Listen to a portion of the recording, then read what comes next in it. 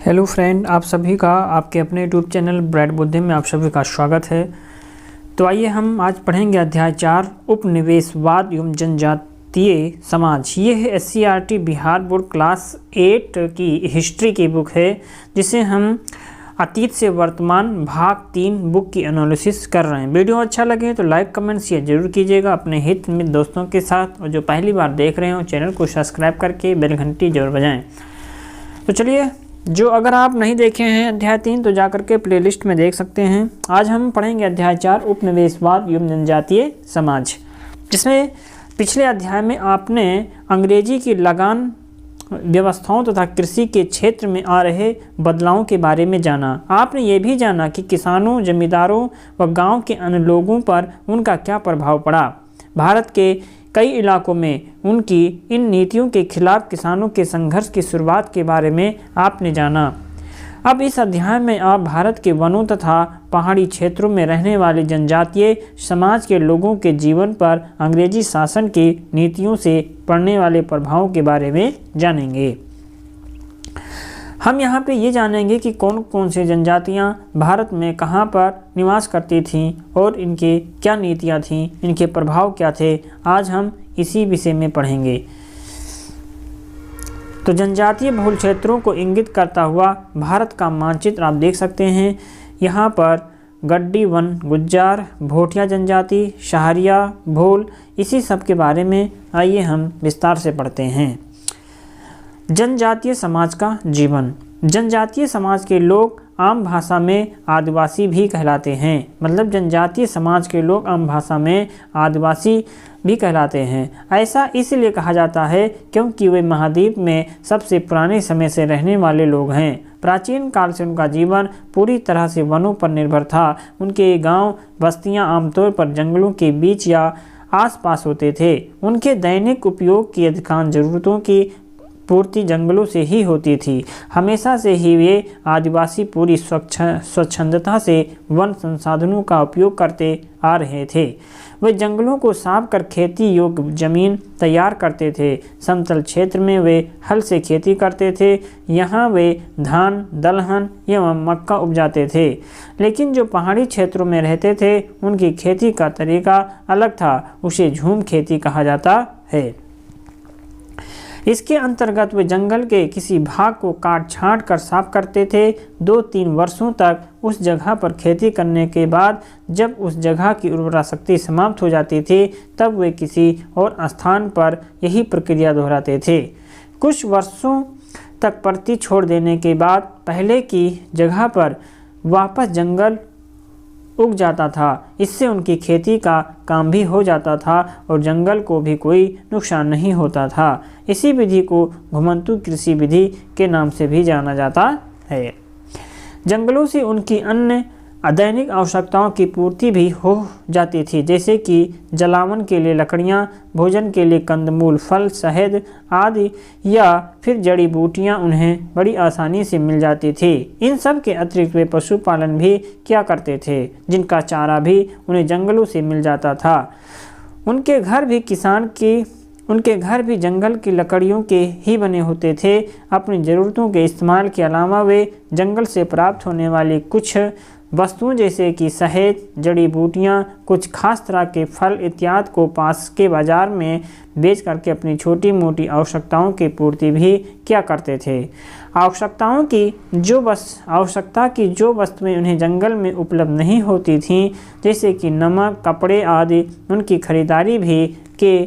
खरीदारी भी वे पास के गांव के व्यापारियों से जंगल से प्राप्त इन्हीं वस्तुओं के बदले में किया करते थे। हालांकि इसके लिए उन्हें काफ़ी ऊंची कीमत चुकानी पड़ती थी। जनजातीय समाज के लोग भोजन के लिए कुछ छोटे जानवरों जैसे हिरन, तितर तथा अन्य पक्षियों का शिकार भी करते थे। शिकार का साधन तीर धनुष या अन्य छोटे हथियार होते थे, मगर ज़्यादातर उनका भोजन जंगलों से प्राप्त कंदमूल, फल फूल और अनाज ही होता था। इनके उद्योग धंधे भी जंगलों पर ही आधारित थे। हाथी दांत, बांस, कुछ धातुओं पर की गई उनकी कलाकारी दूसरे समुदायों में भी काफ़ी पसंद की जाती थी। कुछ इलाके में रबर, गोंद आदि से चीज़ें इन्हें जंगलों से मिलती थी, उसका भी वे व्यापार करते थे। आगे चल करके कुछ जनजातीय समुदायों ने लाख और रेशम उद्योग को भी अपनाया। रेशम व लाह अथवा लाख के कीड़े पालते और बाद में उसे बाहर के व्यापारियों से बेच देते। आमतौर पर इन गतिविधियों से उन्हें ज़्यादा फायदा नहीं होता था, क्योंकि व्यापारी उनकी चीज़ें बहुत कम कीमत पर खरीदते थे, जबकि उन वस्तुओं के वास्तविक मूल्य काफ़ी अधिक होते थे। इन सब के अतिरिक्त आदिवासी महिलाएं घरों में चटाई बनाने, बुनाई करने एवं वस्त्र बनाने का काम भी करती थीं। जनजातीय समाज के लोग जंगल का उपयोग किन किन चीज़ों के लिए करते थे? क्या उनके उद्योग को विकसित करने में भी जंगल की भूमिका थी? इस तरह सदियों से पूरी तरह से जंगलों पर निर्भर रहने के बावजूद इनकी गतिविधियों से जंगलों को कोई नुकसान नहीं पहुंचता था, बल्कि वे हमेशा उसकी सुरक्षा करते थे। जंगल के बाहर की दुनिया में उनका संबंध बहुत ज़्यादा नहीं था और वे अपनी शांत और सरल जिंदगी से संतुष्ट थे। लेकिन उनकी ये संतुष्टि अंग्रेज़ों के आने के बाद बहुत दिनों तक नहीं रही। अंग्रेज़ों के द्वारा स्थापित व्यवस्थाओं तथा नियमों का जनजातीय समाज पर प्रभाव। हमने पिछले पाठ में देखा कि किस तरह अंग्रेजी सरकार के अधिकारी ज़्यादा से ज़्यादा मुनाफा कमाने के प्रयास में लगे थे। इसके तहत भू राजस्व व्यवस्था में उनके द्वारा किए गए बदलावों से आप पिछले पाठ में परिचित हुए हैं। आगे इस प्रयास के अंतर्गत वे जंगलों व उसके आसपास रहने वाले जनजातीय समाज के गांवों और बस्तियों तक भी पहुंच गए। इसके पीछे अंग्रेजी सरकार का उद्देश्य था जनजातीय क्षेत्रों पर अपना प्रभाव स्थापित करते हुए भूमि से लगान वसूल करना। परंपरागत रूप से इस समाज के लोगों का ये मानना था कि जंगलों को साफ करके उनके पूर्वजों ने उसे खेती के लायक बनाया है, इसलिए ज़मीन के मालिक को वे स्वयं हैं। इसके लिए उन्हें किसी को किसी तरह का लगान या कर देने की आवश्यकता नहीं है। लेकिन नई लगान व्यवस्थाओं के तहत उन सबके द्वारा जोती जाने वाली ज़मीनों को भी सरकारी दस्तावेजों में दर्ज किया गया और जैसा ही बाकी किसानों के साथ हुआ था, उनके ऊपर भी सालाना लगान की राशि तय कर दी गई।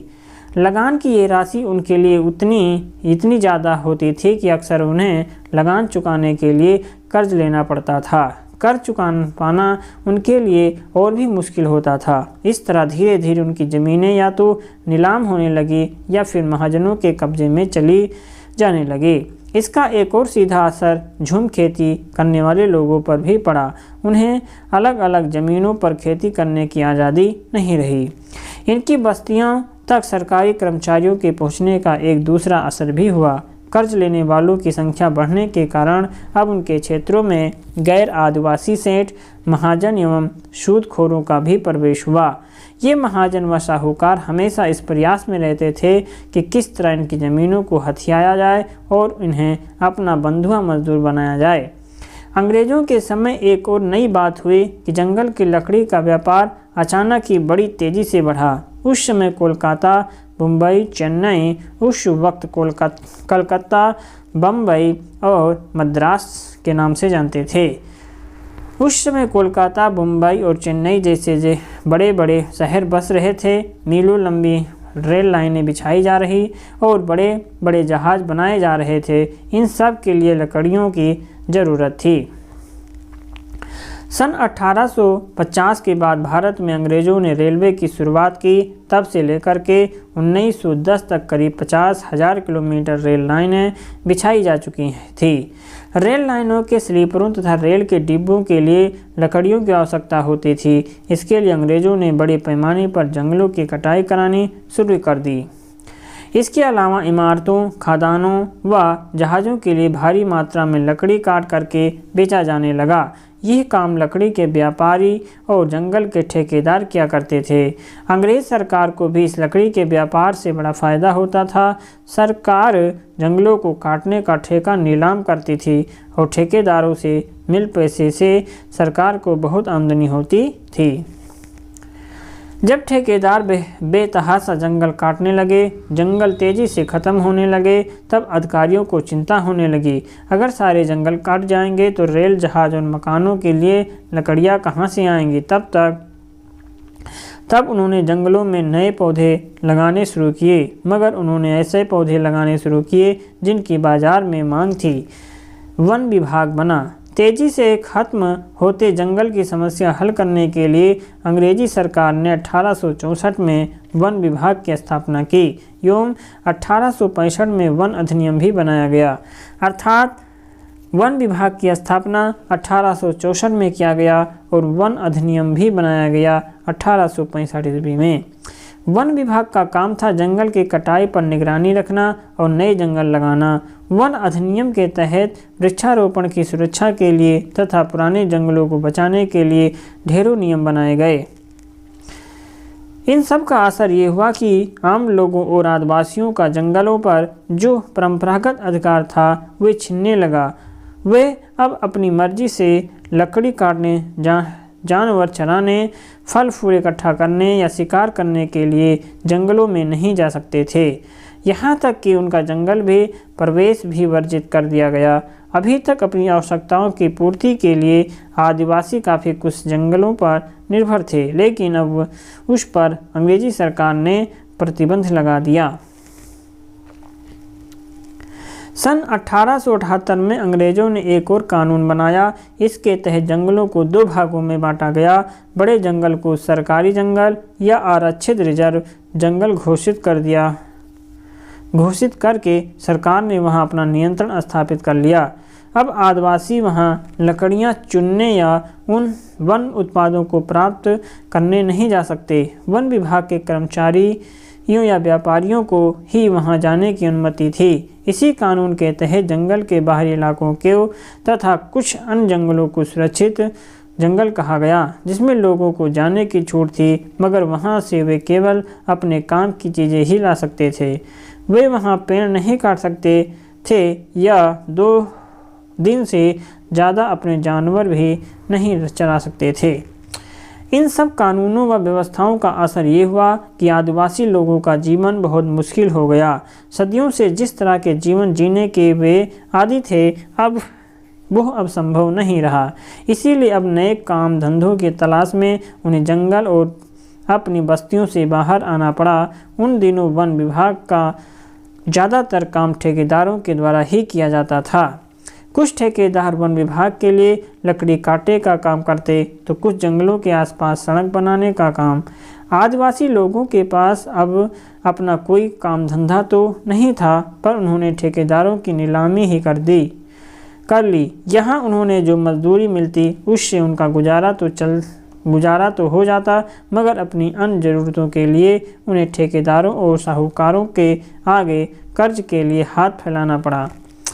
साहूकार से लिया गया कर्ज चुका पाना उनके लिए आसान नहीं होता। ये आदिवासी बहुत कम बल्कि न ही के बराबर पढ़े लिखे होते हैं, जिससे की वजह से ये सूद की रकम या महाजन ने उन पर कितने रकम का बोझ डाला इसे नहीं समझ पाते थे। सूद की रकम नहीं चुका पाने की वजह से उन्हें ज़मीन के साथ साथ अपने पशुओं और हल फाल आदि से भी हाथ धोना पड़ता था। आखिर में कर्ज नहीं चुका पाने की स्थिति में उनके पास साहूकार का बंधुआ मजदूर बनने के अलावा कोई चारा नहीं होता। बेगारी का मतलब बिना वेतन या मजदूरी के काम करना बेगारी कहलाता है। बंधुआ मजदूर कर्ज चुकाने के लिए बिना वेतन के मालिक के ज़मीन पर तब तक काम करते रहना जब तक कि कर्ज की रकम सूद समेत न चुक जाए।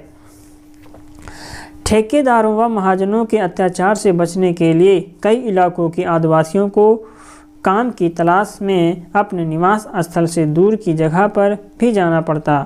वे असम के चाय बागानों तथा हजारीबाग के एवं धनबाद के कोयला खदानों में भी काम करने के लिए जाया करते थे।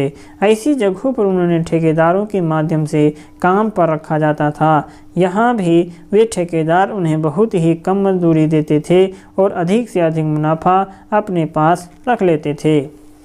लगान बंदोबस्त एवं जंगल अधिनियम के द्वारा अंग्रेजों ने आदिवासियों के साथ कैसा व्यवहार किया, यदि आप उनमें से एक होते तो आपकी क्या प्रतिक्रिया होती। ठेकेदारों व महाजनों के अतिरिक्त इसी समय उन्हें शिक्षा देने के उद्देश्य से ईसाई मशीनरियों को भी उनके इलाके में आगमन हुआ। ईसाई मशीनरियों का वास्तविक उद्देश्य जनजातीय क्षेत्रों पर अपना वर्चस्व स्थापित करना, उनका धर्म परिवर्तन करना। उन्होंने आदिवासियों के धर्म तथा उनकी संस्कृति की आलोचना करनी है शुरू किया और बहुत से आदिवासियों का धर्म परिवर्तन भी कर डाला। ईसाई मशीनरियों ने उन्हें ये प्रलोभन दिया कि वो सेठ साहूकार महाजनों से उनकी रक्षा करेगी, परंतु वास्तविकता कुछ और ही थी। ये मशीनरियों सेठ साहूकार जमींदार बिचौलिए के साथ मिलकर के आदिवासियों का खूब आर्थिक एवं शारीरिक शोषण करती थी। यही कारण था कि अंग्रेजों एवं गैर आदिवासियों के खिलाफ जनजातीय समाज के लोगों ने जगह जगह पर अस्त्र शस्त्र उठा लिए। आदिवासियों की एक खास बात ये थी कि वे सभी गैर आदिवासी या बाहरी लोगों को अपना दुश्मन या शोषक नहीं मानते थे और उनके विरोधी नहीं थे। वैसे गरीब और आदिवासी जो ग्रामीण अर्थव्यवस्था में उनके सहायक की भूमिका निभाते थे, उनसे उनका गहरा सामाजिक संबंध था। वे अंग्रेजों के खिलाफ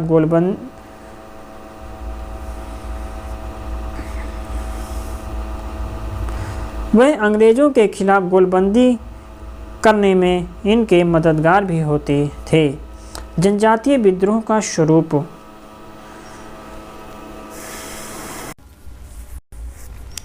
जनजातीय विद्रोह का स्वरूप 19वीं शताब्दी में भारत के लगभग सभी इलाकों में आदिवासियों ने अंग्रेजों एवं उनके सहयोगी गैर आदिवासियों के घुसपैठ एवं शोषण के खिलाफ लड़ाई शुरू कर दी। भारत में सबसे बड़ी संख्या भील जनजाति की है। गुजरात, मध्य प्रदेश, आंध्र प्रदेश, राजस्थान, त्रिपुरा, कर्नाटक आदि राज्यों में इन्हीं महाजनों एवं साहूकारों के शोषण का विरोध करते हुए उनके नियमों का मानना बंद कर दिया।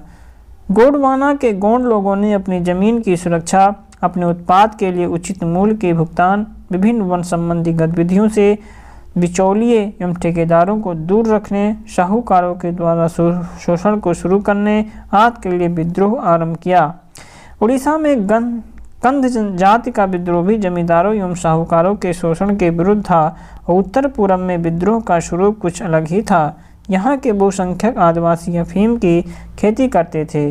अंग्रेजों ने अफीम की खेती पर बढ़े हुए मुनाफे को देख करके उसे अपने नियंत्रण में लेने का प्रयास किया और सरकारी इजाज़त के बिना अफीम की खेती पर रोक लगा दी। लेकिन सबसे अधिक विद्रोह की ज्वाला तत्कालीन बिहार के संथाल परगना एवं छोटा नागपुर प्रमंडल में धधक रही थी। यहाँ के आदिवासी सेठ साहूकार महाजन आदिवासी बिचौलियों के शोषण के शिकार तो थे ही, साथ ही अंग्रेजों के द्वारा उन लोगों को दिए जा रहे प्रोत्साहन के भी खिलाफ थे। ईसाई मशीनरियों की घुसपैठ भी उनके विरोध का एक बड़ा कारण था। तत्कालीन समाचार पत्र कलकत्ता रिव्यू में अंग्रेजों के द्वारा संथालों के शोषण पर छपा लेख है। जमींदार, पुलिस, राजस्व विभाग और अदालतों ने संथालों पर बेहिता जुल्म ढाए, उनकी जमीन जायदाद छीन ली। हर कदम पर संथालों को अपमानित किया जाता था और मारा पीटा जाता था। संथालों को कर देकर के 50 से 500% की दर से ब्याज वसूला जाता था। धनी और ताकतवर लोग जब मन में आता है तो मेहनत का संथालों की खड़ी फसलों पर हाथी दौड़ा दिए जा करते। यह अत्याचार आम बात हो गई। दिकू और सरकारी कर्मचारी भी संथालों की निगाह में अत्याचारी करते। वे लोग संथाली से बेगारी करते थे। आरंभ में इन आदिवासियों ने अपने अपने नेता के नेतृत्व में लगान की रकम देना बंद कर दिया। महाजनों व साहूकारों के आदेशों और नियमों को मानने से इनकार कर दिया। परंतु जब गैर आदिवासियों के पक्ष में अंग्रेजी सरकार अपनी सीमा के साथ खड़ी हो गई है और जोर जबरदस्ती करने लगी, तब वे आदिवासी अंग्रेजों के खिलाफ अस्त्र शस्त्र लेकर के बड़े हो गए। कुछ आदिवासी समूहों ने अपना उद्देश्य अपने इलाके से अंग्रेजी राज्य को समाप्त करना बना लिया। तत्कालीन बिहार में संथाल विद्रोह, मुंडा विद्रोह, ताना भगत आंदोलन ने आदिवासियों से जमीन छीनने का सिलसिला समाप्त कर दिया। जनजातीय समाज को संरक्षण प्रदान करने का मार्ग प्रशस्त किया। उत्तर पूर्व भारत में कसिया, गारो एवं नागा जनजातियों ने अंग्रेजों के खिलाफ विद्रोह किया। ये सभी विद्रोह संगठित विद्रोह थे। क्या जनजातीय विद्रोह सिर्फ अंग्रेजों के खिलाफ विद्रोह था? इन विद्रोहों के लिए सेठ, साहूकार एवं महाजन कहाँ तक मौजूद थे?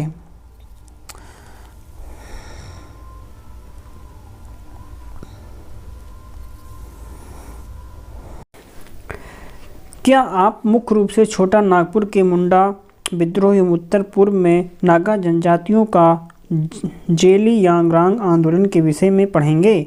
आइए जानते हैं बिरसा मुंडा एवं मुंडा विद्रोह। बिरसा मुंडा का जन्म 15 नवंबर सन 1874 को छोटा नागपुर प्रमंडल के तमाड़ थानांतर्गत उली हाथू गांव के निकट एक छोटे से क्षेत्र चलकंद में हुआ था। उनके पिता का नाम सुगना मुंडा एवं माता का नाम कदमी था। बिरसा की शिक्षा दीक्षा चाईबासा के एक जर्मन स्कूल में हुई थी। शुरू में कुछ मुंडाओं के साथ मिलकर के उसने ईसाई धर्म भी स्वीकार किया, लेकिन बाद में ईसाई धर्म से असंतुष्ट होकर के फिर मुंडा बन गया।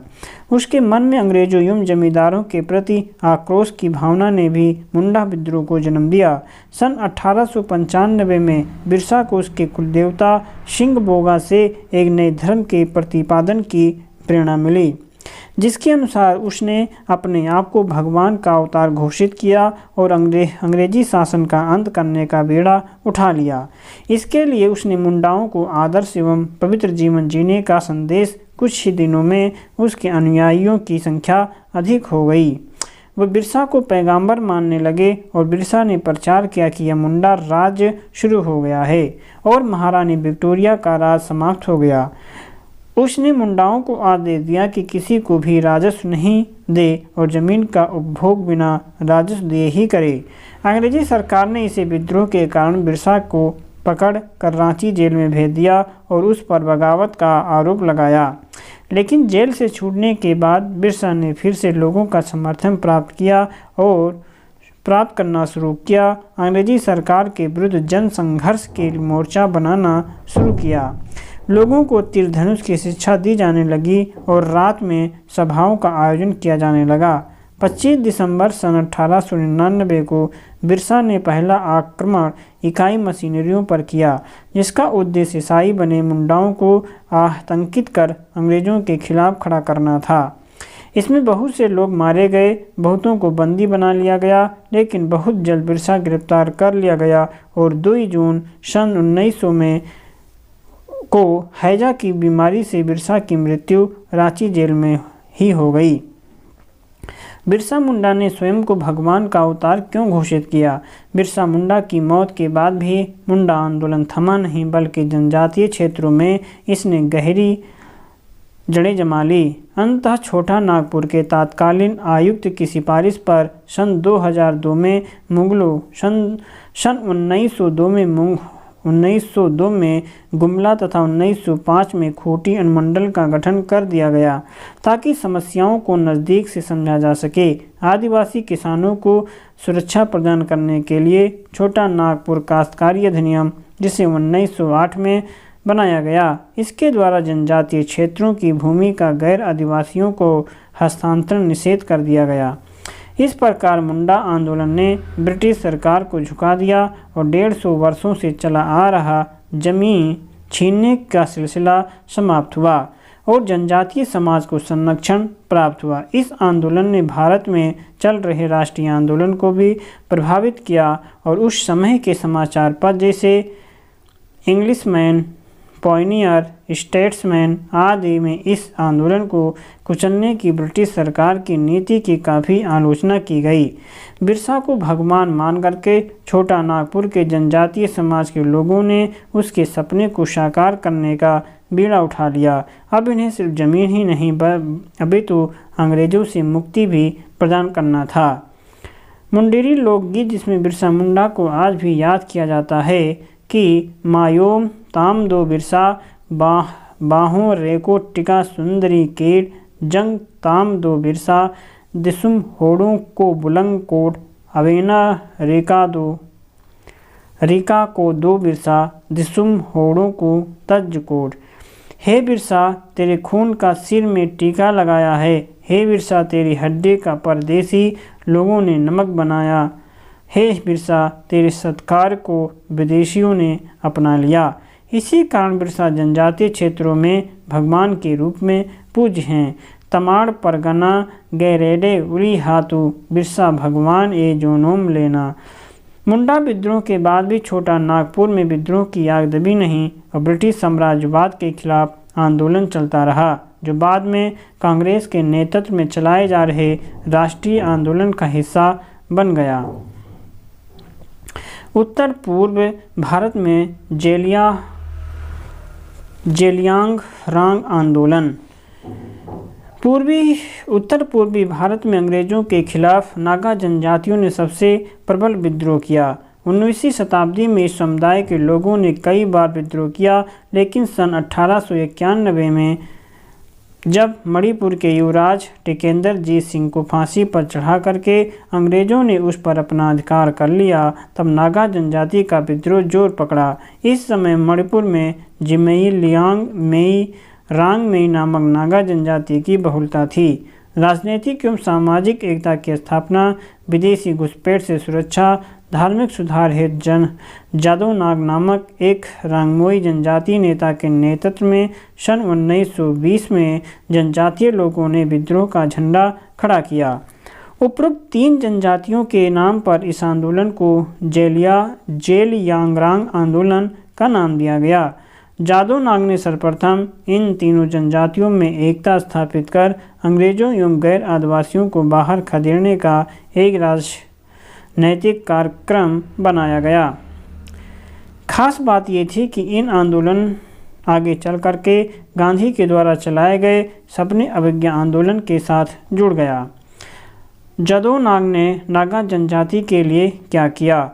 जादव नाग ने अपनी 13 वर्ष चचेरी बहन गिंडालियों के साथ मिलकर के एक भूमिगत आंदोलन की योजना बनाई और नागा राज की स्थापना का प्रयास शुरू किया। इससे जादव नाग को काफ़ी सफलता मिल गई, लेकिन अंग्रेजी सरकार को इसकी भनक मिल गई। अर्थात एक हत्या के मामले में फंसा 29 अगस्त 1929 को अंग्रेजों ने उसे फांसी की सज़ा दे दी। आंदोलन इसके बावजूद भी थमा नहीं, गिंडालियों ने इसे जारी रखा। अंग्रेजों के द्वारा 1932 में इस आंदोलन को भी दबा दिया गया और गिंडालियों को आजीवन कारावास की सज़ा सुनाई गई।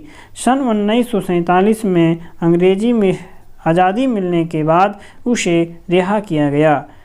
गिंडालियों ने अंग्रेजी सरकार की दमनकारी कानूनों की अवज्ञा का भाव जनजातियों में जगाया और इस तरह वो गांधी जी के सपने अवज्ञा आंदोलन की मुख्य धारा से अपने आंदोलनों को जोड़ने में सफल रही। स्वतंत्रता प्राप्ति के बाद जनजातीय समाज के लोगों ने आर्थिक विकास के लिए बहुत सारे नियम बनाए। उन्हें राष्ट्र की धारा में जोड़ने के लिए अनेक उपाय किए गए, फिर भी उनमें असंतोष की लहर व्याप्त रही। इसका मुख्य कारण भौगोलिक एवं राजनीतिक था। यद्यपि संविधान में जनजातियों के लिए शैक्षणिक संस्थान एवं नौकरियों में आरक्षण की व्यवस्था कर दी गई थी, फिर भी उनके असंतोष थमे नहीं।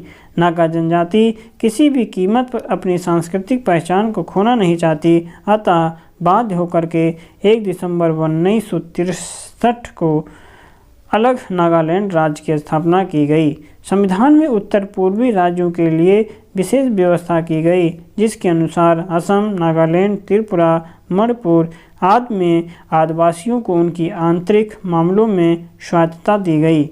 संसद के द्वारा पारित कानून यहाँ तब तक लागू नहीं होता जब तक कि विधानमंडल की विशेष समिति उसे अनुमोदित न कर दे। संथाल परगना एवं छोटा नागपुर में भी जनजातीय विद्रोह नहीं थमा और वे अलग क्षेत्रीय पहचान के लिए लगातार संघर्ष करते रहे। परिणामस्वरूप 15 नवंबर सन 2000 को बिहार का विभाजन करके उत्तराखंड राज्य बना दिया गया। जनजातीय विद्रोह में महिलाओं की भूमिका। उपनिवेशवाद के खिलाफ आदिवासियों के विद्रोह में आदिवासी महिलाओं की भूमिका भी काफ़ी महत्वपूर्ण रही। ये महिलाएं सैनिक कार्यवाही करने से लेकर के विद्रोह का नेतृत्व करने तक के कार्य में पुरुषों का साथ देती थी।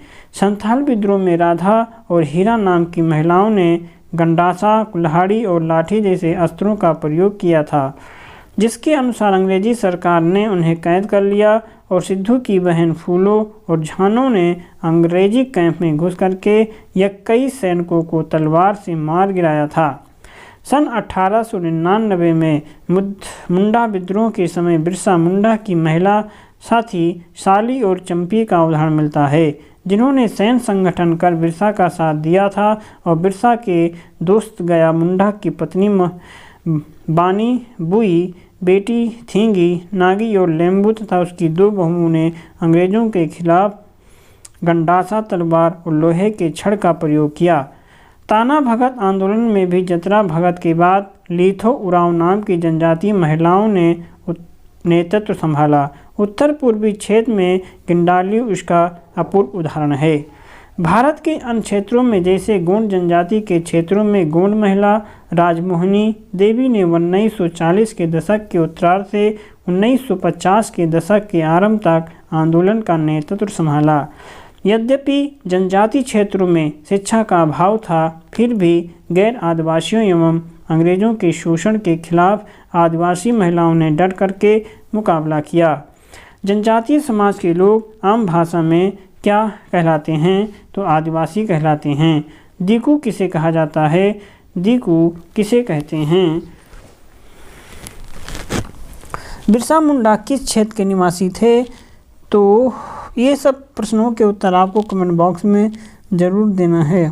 तो वीडियो अच्छा लगे तो लाइक कमेंट शेयर जरूर कीजिएगा अपने हित में दोस्तों के साथ। तो हम मिलेंगे एक नई वीडियो में, तब तक आप पढ़ते रहें, मस्त रहें। नमस्कार।